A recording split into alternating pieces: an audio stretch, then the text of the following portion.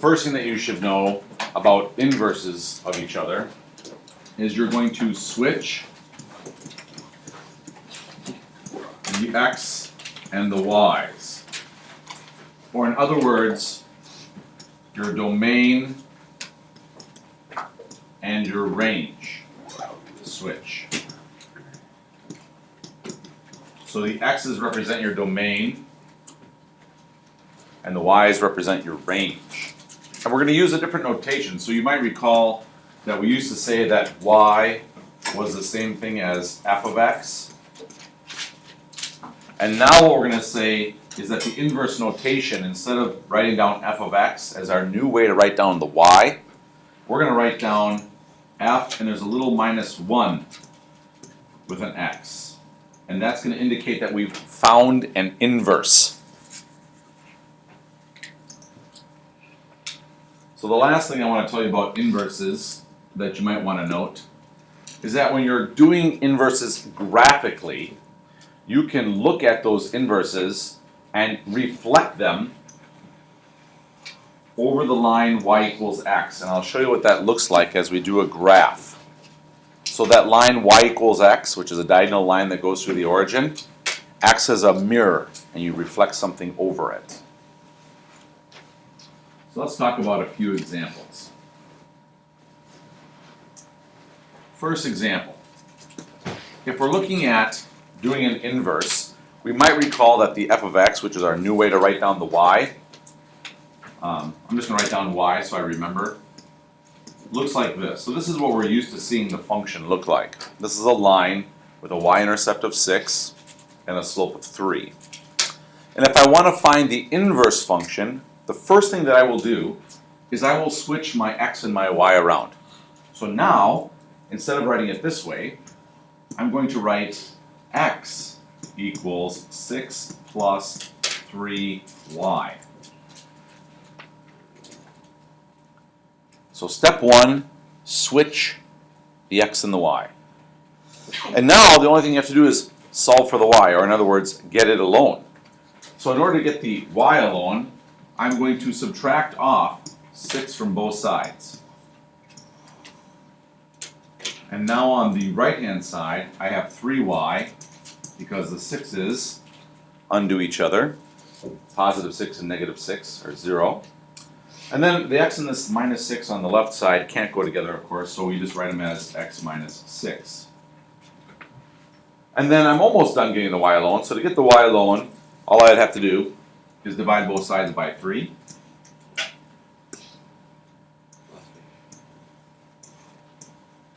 And if I write this in the inverse format, first of all, I might say, okay, well, x minus 6 all over 3 is my y.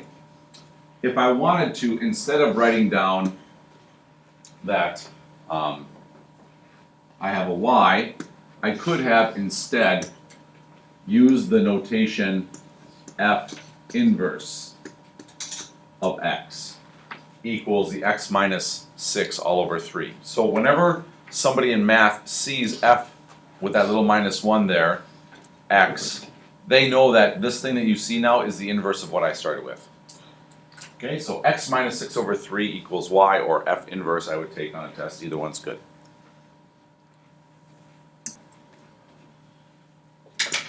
So big moral of the story is, number 1, switch the x and the y. And then second, get the y alone. Okay, so that's whenever you're working with equations. Switch the x and the y, and then get the y alone.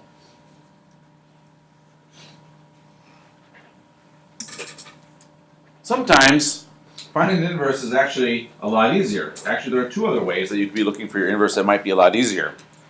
So in number 2, they give us a list of ordered pairs. And what you need to remember is that when you're talking about ordered pairs, the x always comes first, and the y always comes second. So if you're looking for the inverse of this function, the way you would write that is f inverse is equal to, and then all you have to do is switch all the x's and the y's. So instead of being 2, 4, it's 4, 2. Instead of being 3, 8, it's 8, 3. Instead of being 4, 12, it's 12, 4. And instead of being 0, negative 4, it's negative 4, 0. And these things on the end are called braces. They're just a grouping symbol that means the word set. There's a set of numbers that you're looking at. So when you're giving a list of ordered pairs, all you have to do is flip them around, X and the Y switch. The last way that we're going to talk about finding inverses is with a graph. So 1 was algebra, switch X and Y, solve for Y. 2 was, if you're given a list of ordered pairs, just switch the numbers. And the last way is to graph it, and then after you graph it, use the Y equals X line as a mirror. So I know that from this graph, that in this graph, if I was talking about it, that I have a vertex for this parabola that's at 6, 2. We talked about this before. I could use ordered pairs to graph this thing if I wanted to. So 6, 2 means I'm at 1, 2, 3, 4, 5, 6, 1, 2. And then I know this is a parabola opening up. So maybe if I was making a table just as an example, and I picked some numbers, X and Y, just to see what this graph might look like if I didn't have my graphing calculator with me, I would put the center, or the vertex, excuse me, in this case, somewhere in the middle here, 6. And then I would go to the left and to the right of that vertex to plot the points. So like I might go down 2 different points and might go up a few different points. And then put these into my equation and see what the ordered pairs are. So like for example, if I put a 4 in for the X, 4 minus 6 is negative 2. Negative 2 squared is 4. 4 plus 2 is 6. If I put a 5 in there for the X, 5 minus 6 is negative 1. Negative 1 squared is 1.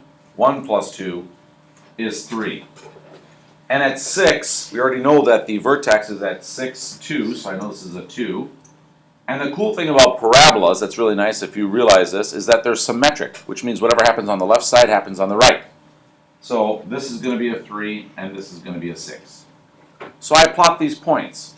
4, 6. 4, 3, 6. Here's one of them. And then I plot the other one.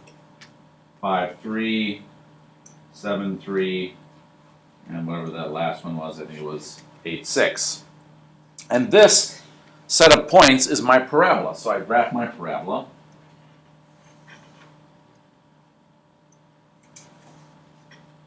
And that's nothing that's new to us. That's doing what we've learned before about moving things around, like our V graph, the absolute value that we talked about, the square root graph, based on what we know in the standard form. The big idea today then is to look at that graph, bless you, and to know that if I draw the line y equals x,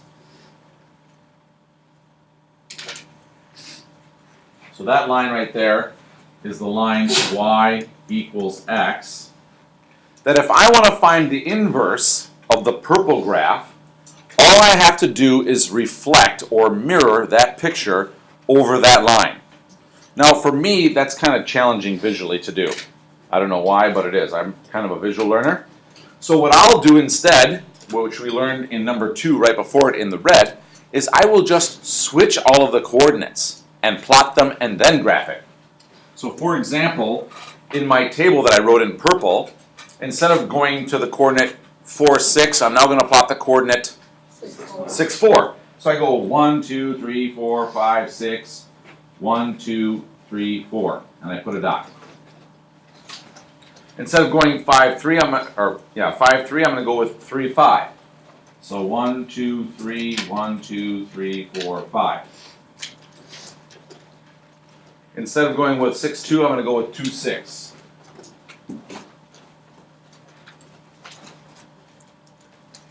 Instead of going with 7, 3, I'm going to go with 3, 7.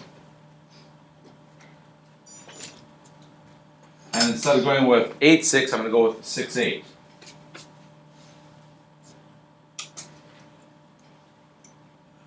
And if I graph this new set of points, which we learned how to do in the previous example, and I look at the line y equals x, I can see that the original purple graph has been folded over that green y equals x line.